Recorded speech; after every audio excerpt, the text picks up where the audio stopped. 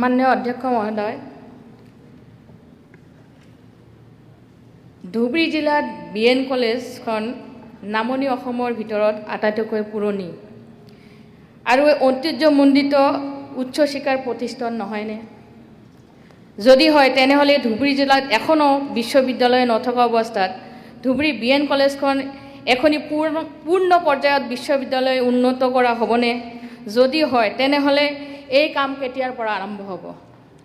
আসলে বিষয়টো সাবজেক্টৰ লগত নাই, তথাপি মহিলা সদস্য স্যাৰ বিষয়টো উচ্চ শিক্ষাৰ সৈতে জড়িত। ঠিক আছে, ইয়াতে আপোনাৰ যিটো কুৱেশ্যন আছিলে কুৱেশ্যনৰ লগত ৰিলেশ্যন নাই, তথাপি মিনিষ্টাৰ প্লিজ, মহিলা যিহেতু কৈছে। মাননীয় অধ্যক্ষ মহোদয়, ইতিমধ্যে মুখ্যমন্ত্ৰীয়ে ঘোষণা কৰিছে যে প্ৰত্যেকখন জিলাত এখন বিশ্ববিদ্যালয় হ'ব। আমাৰ সংকল্প পত্ৰটো উল্লেখ কৰা আছিলে যে প্ৰত্যেকখন জিলাত এখন সংকল্প পত্ৰ হ'ব।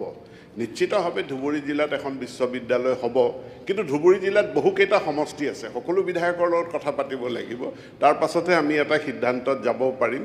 তাৰ পাছত তাত আন্তঃগাঁথনি, মাটি, এই বহুতখিনি কথা, যাতায়াত, যোগাযোগ এইখিনি চাব লাগিব। মই সকলো বিধায়কৰ লগত আলোচনা কৰি আমি সিদ্ধান্ত গ্ৰহণ কৰিম।